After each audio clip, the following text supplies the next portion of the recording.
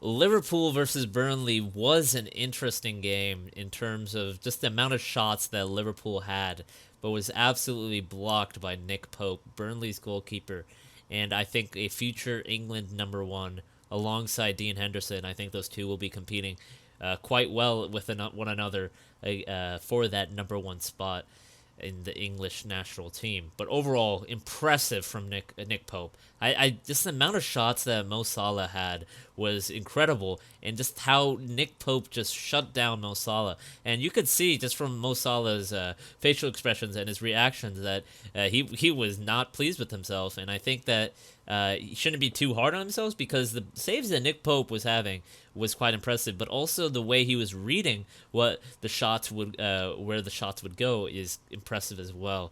Now, I think that Nick Pope should definitely be a goalkeeper that should move to a bigger team, and I think that exactly what Nick Pope offers is those amazing saves in that game. I think that he was unfortunate to be scored on because just his overall performances. But overall, from Nick Pope, just looking at his seasonal stats is incredible. Let's see here: 14 clean sheets, one of the most in the league, behind Allison, and 112 saves, fifth in the league. But it looks even more impressive considering that he's one save away from being third, equal in third.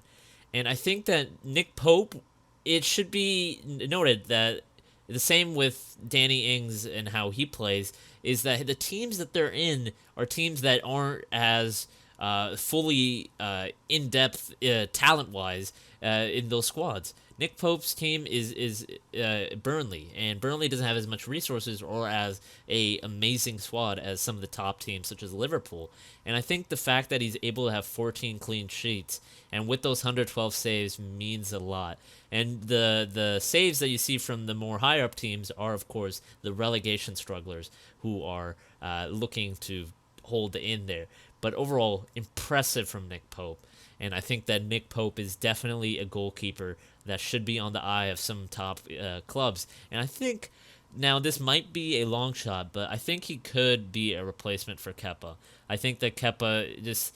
I think it would be. I think if Chelsea wants to give him another season, if that doesn't work out, then they need to move on from him. But right now, I think that they should move on from him as well. I think that just despite it not being entirely his fault for the defeat against Sheffield United, I think that Nick Pope could be a strong, suitable replacement for Chelsea. I think that they shouldn't spend a large amount of money like they did on Kepa, who turned out to be a flop. But I do think that they should inquire on a potential transfer of Nick Pope to Chelsea Football Club.